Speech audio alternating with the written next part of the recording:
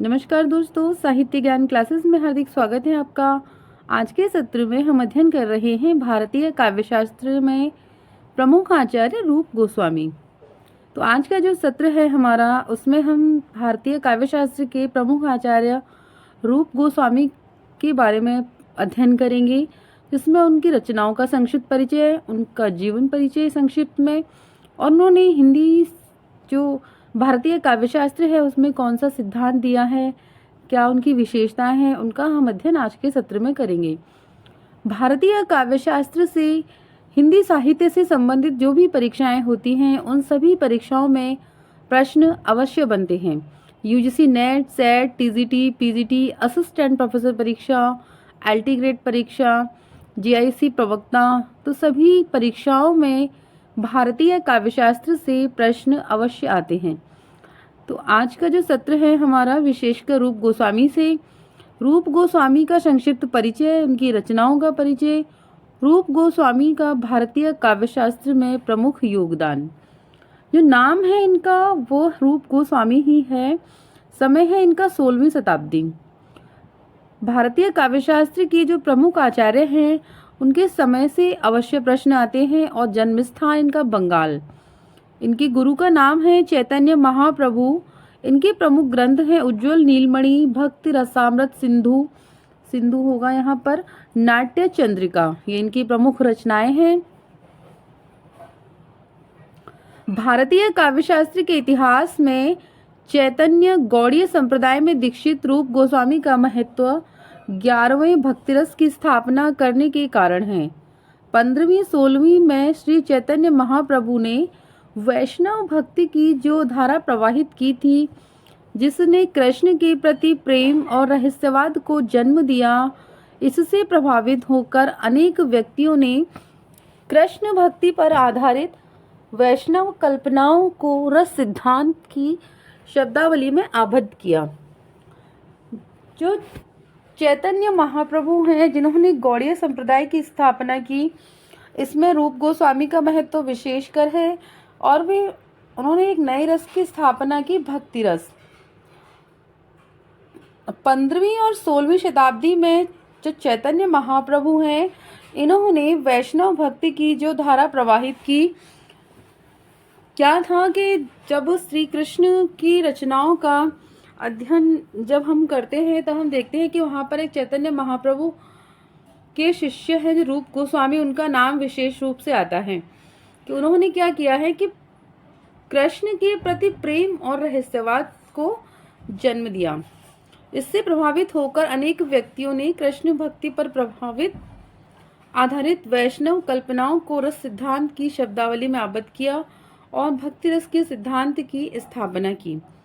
इनमें सबसे प्रसिद्ध और सर्वश्रेष्ठ रूप गोस्वामी ही हैं। इनकी जो रचना है भक्ति रसामृत सिंधु, यह ग्रंथ 4 विभागों में विभक्त है, यानी 4 भाग इस रचना के किए गए हैं, तथा प्रत्येक विभाग में अनेक लहरियां हैं।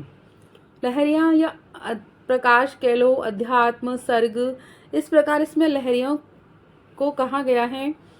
आलोच्य ग्रंथ में रूप गोस्वामी ने भक्ति रस के 5 भेद किए हैं। भक्ति रस के इन्होंने कितने भेद किए हैं? 5। शांति भक्ति रस, शांत जो है वो भी भक्ति रस के अंतर्गत लिया इन्होंने। प्रेम भक्ति रस, वात्सल्य भक्ति रस और मधुर भक्ति रस। भक्ति रस के सिद्धांत का विस्तार से विवेचन इन्होंने किया है। रूप गोस्वामी का जो दूसरा उल्लेखनीय ग्रंथ है उज्ज्वल नीलमणि, भक्त रसामृत सिंधु ग्रंथ का ही परिशिष्ट या पूरक है। यानी ये जो ग्रंथ है इसी से ही संबंधित है, इसी ग्रंथ का ही यह पूरक ग्रंथ है। पूरक यानी सहायक ग्रंथ कह सकते हैं। इस ग्रंथ में इन्होंने भक्ति रस का स्थायी भाव मधुराकृति को माना तथा श्रृंगार रस को भक्ति रस में परिकल्पित करते हुए उसके 6 भेद माने हैं। श्रृंगार रस को भी इन्होंने भक्ति रस में ही जोड़ दिया और उसके 6 रस माने हैं। वो कौन कौन से? स्नेह, मान, प्रणय, राग, अनुराग और भाव। नाट्य चंद्रिका ग्रंथ 8 विभागों में विभक्त है, वो भी इनका ही ग्रंथ है। रूप गोस्वामी की रचना है नाट्य चंद्रिका, और यह 8 विभागों में विभक्त है। यहाँ से बहुत प्रश्न बनते हैं की जो रचना है उस कितने विभागों में विभक्त है, अमुक रचना में कितने सर्ग हैं, कितने अध्याय हैं, इस प्रकार से प्रश्न आते हैं, जिसमें रूप गोस्वामी ने नाट्य शास्त्र के विषयों का विवेचन किया है। इन्होंने एकमात्र भक्ति रस को रसराज बताया है। कोई विद्वान शांत रस को बताता है, कोई श्रृंगार रस को, इन्होंने भक्ति रस को बताया है। अन्य रसों को इसमें समाहित किया है।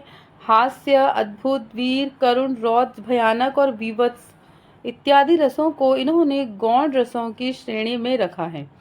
तो इन्होंने कहा है जो सभी रसों का राजा है, सभी रसों से ऊपर है, ऊपर प्रतिष्ठित है, वह भक्ति रस है।